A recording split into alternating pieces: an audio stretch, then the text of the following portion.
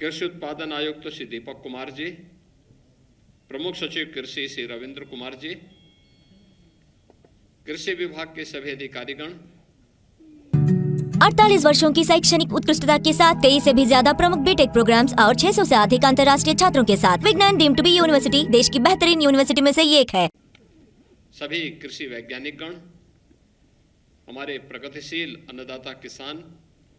और उपस्थित बहनों और भाइयों, वर्चुअल माध्यम से जुड़े हुए हमारे कृषि विज्ञान केंद्रों पर उपस्थित सभी कृषि विज्ञान केंद्र के वैज्ञानिक और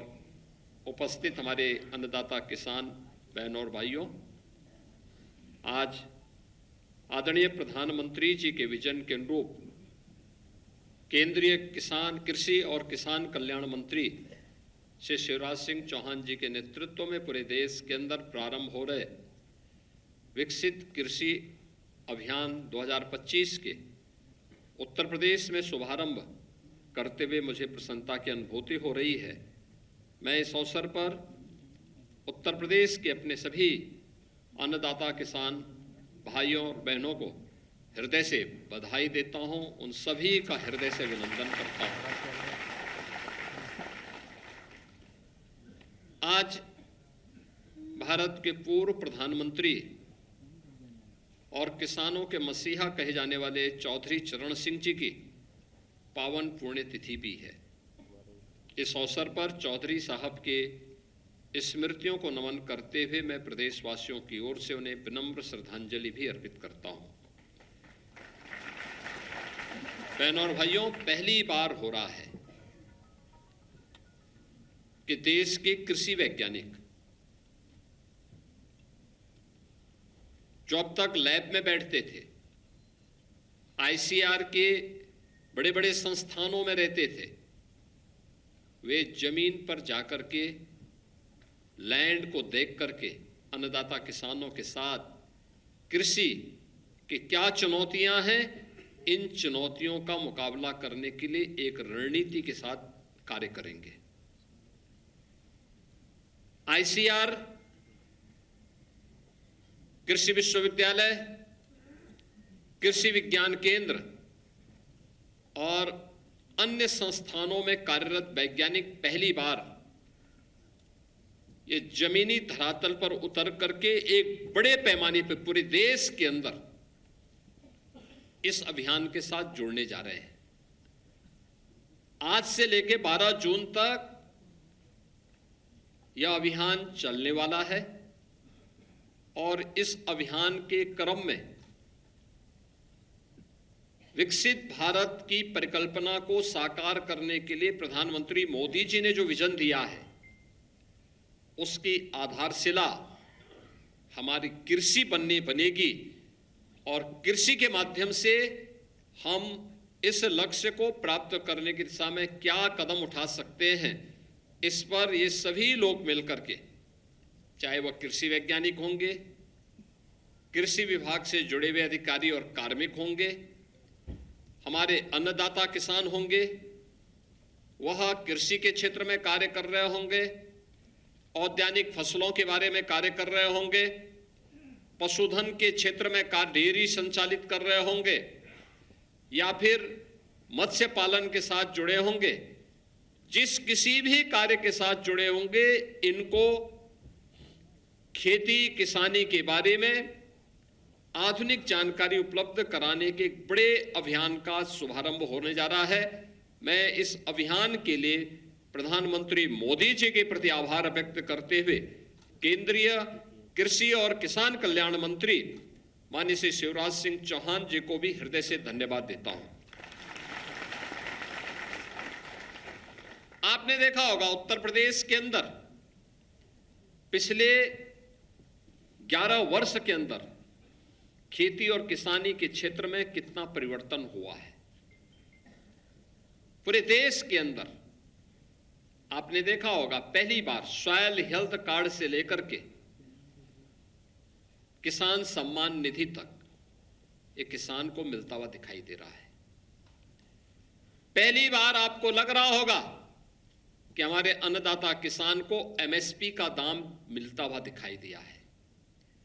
पहली बार किसान को तकनीक के साथ जोड़ने का कार्य हुआ है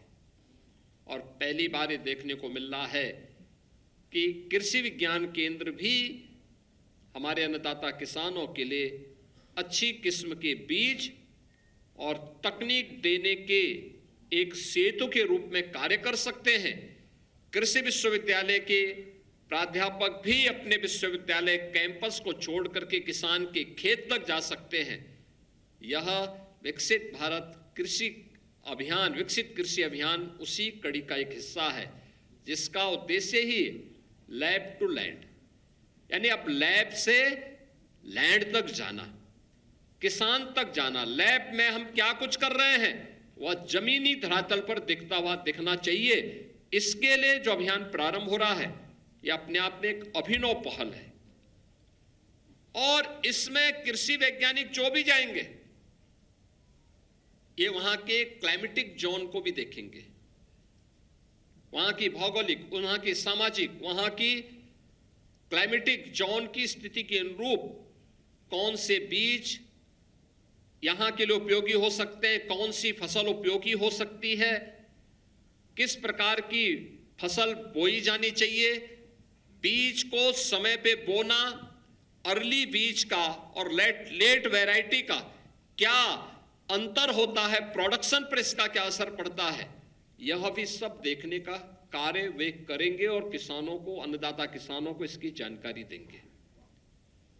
बहनों और भाइयों, आपने देखा होगा पिछले 8 वर्ष के अंदर डबल इंजन की उत्तर प्रदेश की सरकार ने खेती और किसानी के लिए, अपने अन्नदाता किसानों के जीवन में परिवर्तन करने के लिए एक बड़े अभियान को अपने हाथों में प्रधानमंत्री मोदी जी के मार्गदर्शन में लिया।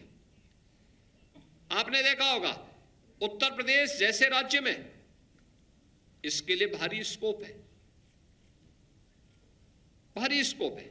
यद्यपि प्रकृति और परमात्मा की असीम कृपा पहले से उत्तर प्रदेश पे है। देश की कुल कृषि योग्य भूमि की 10 से 11% हमारे पास है,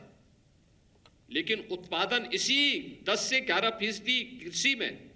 कृषि योग्य भूमि में उत्तर प्रदेश का हमारा अन्नदाता किसान देश के लिए 22 से 23% खाद्यान्न उत्पादन करने का काम करता है। बीच का कालखंड ऐसा था जिस कालखंड में अन्नदाता किसान सरकार के एजेंडे का हिस्सा नहीं बन पाया। लोग बोलते तो थे लेकिन जमीनी धरातल कुछ और थी। किसान को बीज नहीं मिलते थे, एमएसपी का दाम नहीं मिलता था, समय पे खाद नहीं मिलती थी, खेत के लिए पानी नहीं मिलता था, कोई तकनीक नहीं मिल पाती थी, सॉइल हेल्थ की कोई व्यवस्था नहीं थी, लागत कम हो, उत्पादन ज्यादा हो, इस पर किसी प्रकार का कोई जोर नहीं था। और आपने पिछले 10 वर्ष में प्रधानमंत्री मोदी जी जब आए, उनके शीर्ष एजेंडे में किसान था, अन्नदाता किसान था, खेती किसानी थी। आते ही उन्होंने सॉइल हेल्थ कार्ड का एक अभियान चलाया। हर किसान के पास अपनी धरती माता के भी स्वास्थ्य परीक्षण की सुविधा हो, इसकी सुविधा उन्होंने उपलब्ध करवाई। और फिर यह अभियान आगे चला। प्रधानमंत्री किसान कृषि बीमा योजना, प्रधानमंत्री कृषि सिंचाई की योजना,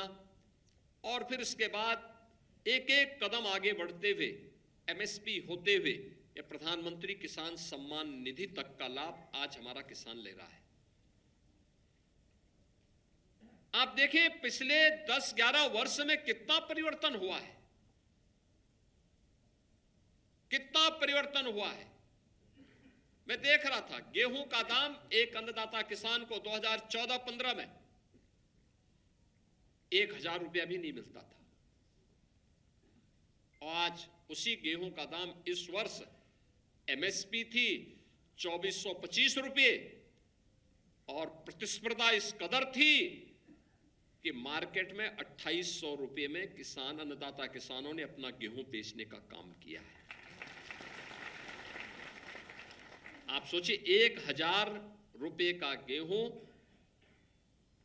पिछले 10 वर्ष में बढ़ करके 2,800 रुपए तक प्राप्त कर रहा है किसान। ये अन्नदाता किसान के जीवन में आई परिवर्तन का परिणाम है। उत्तर प्रदेश जैसे राज्य में किसानों के लिए सिंचाई की सुविधा में बढ़ोतरी हुई, यानी लगभग 15 लाख किसानों के जो व्यक्तिगत ट्यूबवेल थे वो कनेक्शन हमने फ्री किए।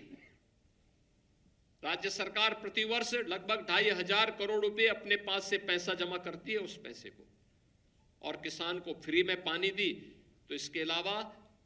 सरयू नहर राष्ट्रीय परियोजना के माध्यम से, बाण सागर परियोजना के माध्यम से, अर्जुन सहायक परियोजना जैसी परियोजनाओं के माध्यम से इसको समयबद्ध तरीके से पूरा करते हुए डबल इंजन की सरकार ने प्रदेश में 23 लाख हेक्टेयर भूमि को अतिरिक्त सिंचाई की सुविधा भी उपलब्ध करवाने का काम किया।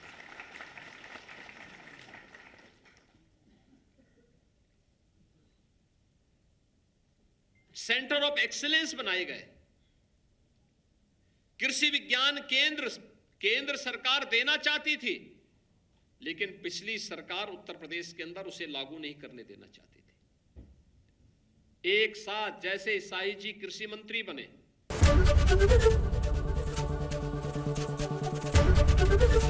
एबीपी गंगा, खबर आपकी, जुबान आपकी।